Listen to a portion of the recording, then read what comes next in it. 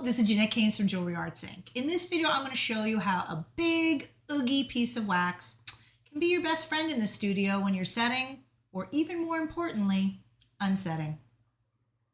So does a really big piece of wax help? Finally, someone asked me the important question.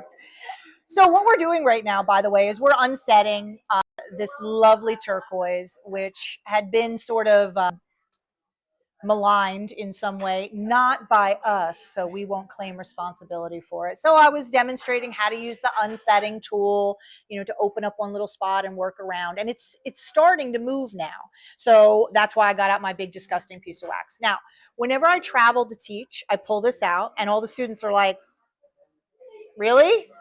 And I'm like, "You don't understand." And then like 10 minutes later, everyone's borrowing it.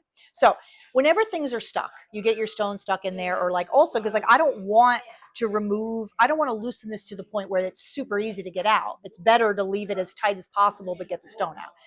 Having leverage is essential. So if you have one of those tiny little, like I can't tell you how many times I've seen people, they're like, "Oh, my stone is stuck." And they're like, you know what I mean? Like, and I'm like, no, that's not going to work. You need leverage. You need a big piece. And this is a little gross, but dirty is good. Because when you first start using this red sprue wax, it's softer. As it gets more charcoal and metal filings, I know we're all going, I'm sorry, everybody. This is like a science experiment. It gets a little stiffer, so it's actually better for this. Now, another thing you can do if you've been like, oh my God, I'm trying, I can't get it out, is sometimes I will take my enormous piece of wax, like stick it on here like that, and then take the whole thing and stick it in the fridge. Because again, you know what I mean? If it's a little harder, it's a little stiffer, it gives you a little more leverage. So gross, but oddly essential. Okay. So like almost see if I can get it out with this. If not, I'll loosen it up a little more. You see how it's moving up and down? Ta-da!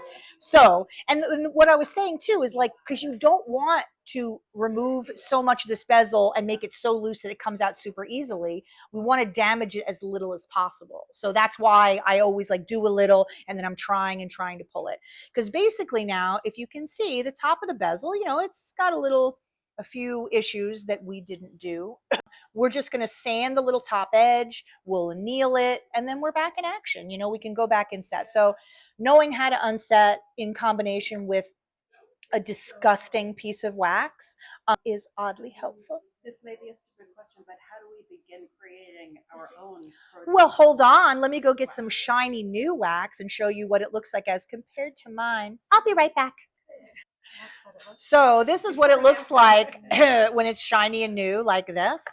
And I usually just take a big chunk of it together, and you see what I mean? It's softer when it's clean.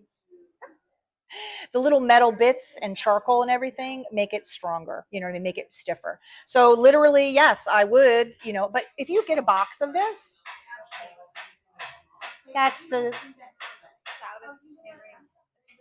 we buried a heart underneath the floorboards, and that's just it trying to get out. And this is it.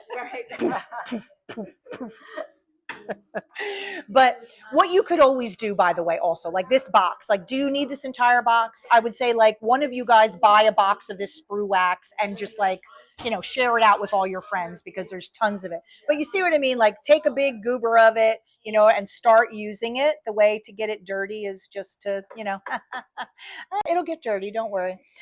You could put little metal filings in there, or you could just keep using it and it'll happen on its own. Believe me. But yeah, so leverage is everything. So gross, but effective. And I literally have another one of these that I travel with. That's how important it really is. Yes. One for here and one for to go. So, by the way, just got the question about the wax that one of our students, Aaron, said, "Oh, I saw that somebody was using the wax that comes outside the Babybel cheese," and I'm like, "Yeah, guess what?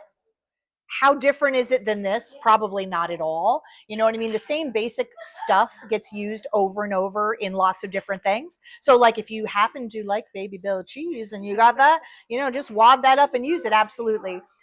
Sadly, I didn't have any of that laying around, which, you know, note to self, get on that. But yeah, any kind of soft wax. People use beeswax as well, but the sprue wax is kind of soft enough to shape, and then we stiffen it up a little bit.